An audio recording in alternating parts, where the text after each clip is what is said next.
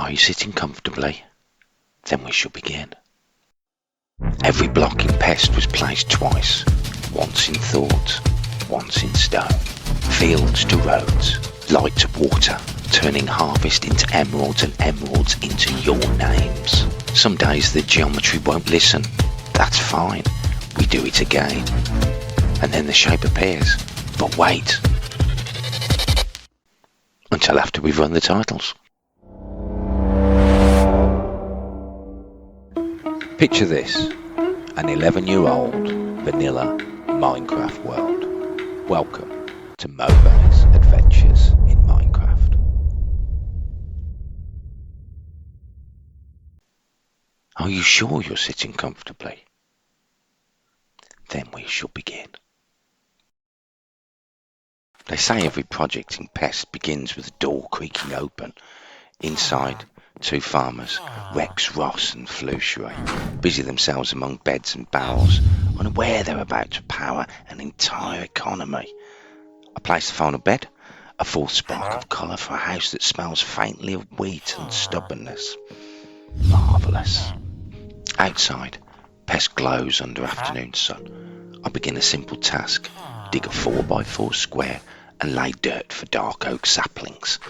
A simple task, of course, until I misplace one block. But every builder knows that moment. One click, one mistake, one quiet curse. I fix it, naturally, because even in Minecraft, redemption is only a spade away. The rhythm of Pest begins. The gates open, sugarcane snaps and the water trench burbles. I fall into the irrigation ditch, because of course I do, and climb out pretending that it was deliberate. Rows of wheat fall in waves, potatoes follow like loyal recruits. By sundown, the farm chests fill, and I, armed with nothing more than habit, start sorting everything neatly. Organisation, after all, is next to stoicism, or so I tell myself. Chest after chest, the fruits of labour, sugarcane, wheat, seeds, potatoes, each with its own place, though the inventory protests. You can measure civilization by how full its storage chests are, and ours are overflowing. With supplies secure, we look outward. A torch marks the start of Pest's second farm. A network for emerald production. I even clear space for grass, hoping animals might spawn. They don't, of course. Deserts rarely oblige. But hope counts as research here. In this world, failure is just another data point. Then comes the labour. Shovels on sand, sun on stone. Layer after layer peeled away until the ground lies clean. Pest's canvas, ready for design. There's a certain joy in clearing space. Stoics would call it removing the noise. I just call it Tuesday. I count 5 blocks from the corner and start the pattern. Sand, gap, soon to hold jack-o'-lanterns. Every light a promise. One farm that will feed many villagers, who will feed Pest's future. The emerald engine has teeth now.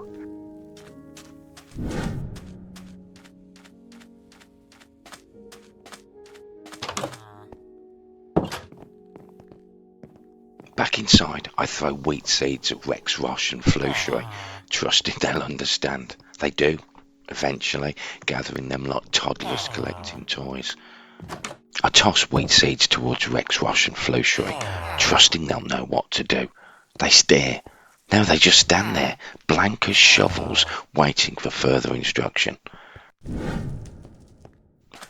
Daylight over Pest, perfect for honest work. I drop the first dirt, then a jack-o'-lantern to light the trench. One row done, another begun. The emerald engine starts here. The sun sets, Pest darkens. A fire tower platform becomes a rampart. Arrows fly, zombies burn, skeletons mock physics by surviving shots they shouldn't. Still, they fall, and the night returns to silence. Another marvellous evening of unpaid pest control.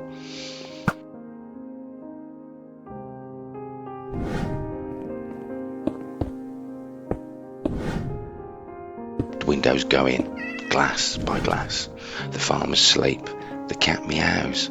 From inside, Pest feels alive. Simple jobs are relatively simple, but they build peace.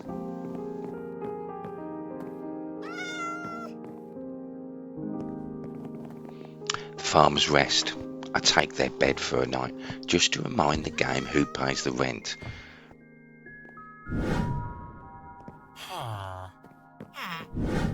Morning finds me back in the new fields.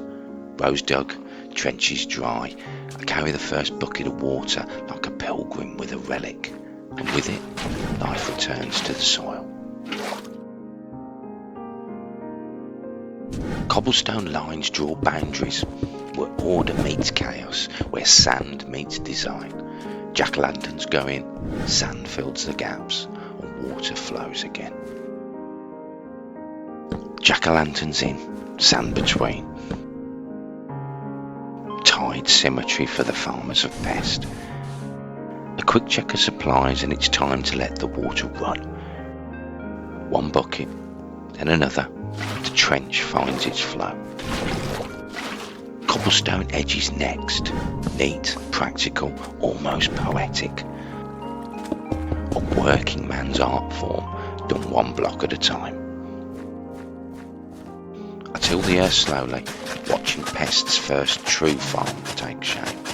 Civilization, one click at a time.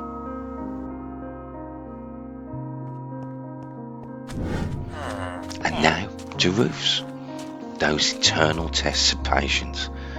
Acacia wood, 5 blocks high, steps to the north, to the south, to everywhere except where they fit.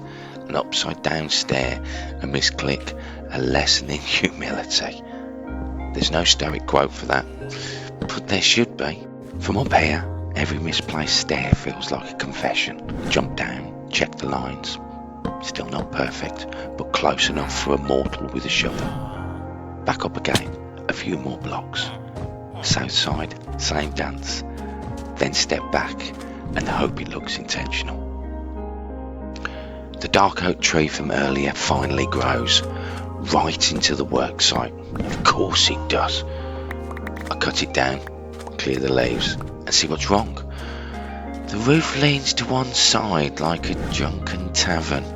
It's both ugly and mine.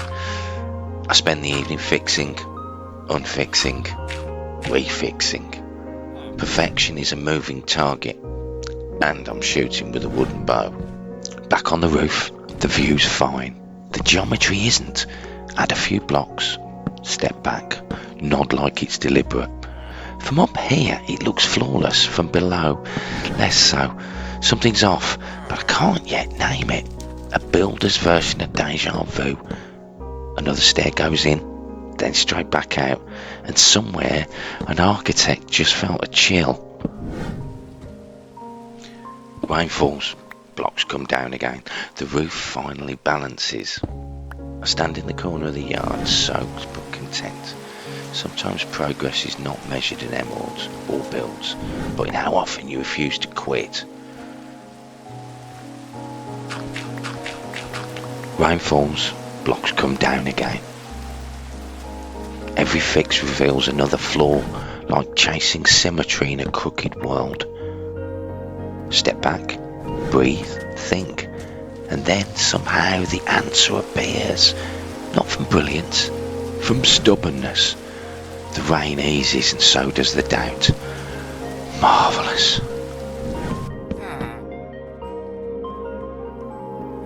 Morning returns.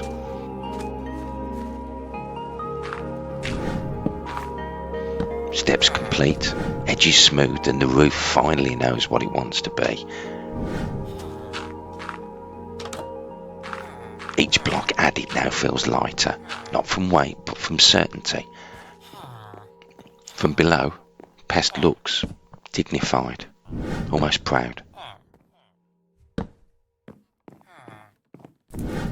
And up here, I can finally breathe again. After all, even roofs, like people, need a little balance to stand tall. The moon creeps higher, brushing warmth across new timber. For the first time in days, I feel like Pest approves of the work.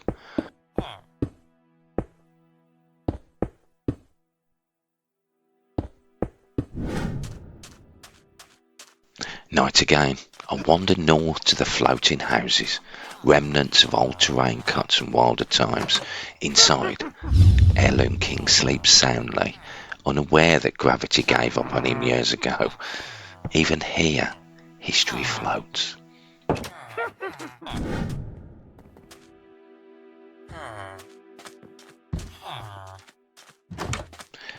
Back at the farmhouse, Flushery, the well-dressed newcomer, and one named Steve Austin. His trade menu offers lanterns, a small light on our path to name tags. Soon we'll use those to immortalise you in this world. That is the promise of the Emerald Engine. Outside the east wall, 4 skeleton horses wait, each unnamed, each perfectly terrifying.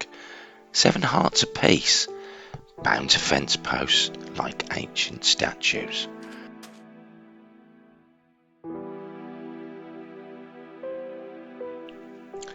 Their names are yours to choose.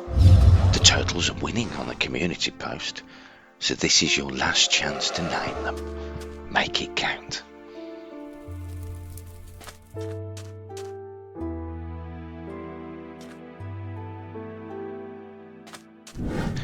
Back inside, I fill this water pit in Pest's northern corner. Dirt becomes foundation. Water becomes reflection.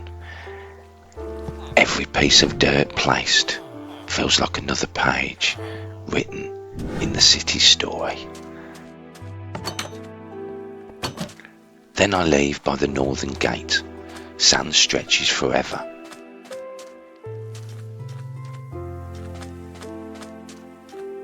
A rabbit bounds past like comic relief.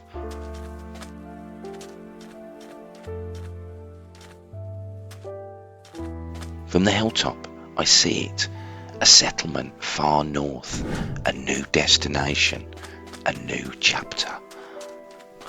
Buddha will soon rise, but today we march for emeralds. Across sand and cactus I go, eating a potato on the way, because why not? Alukage, always.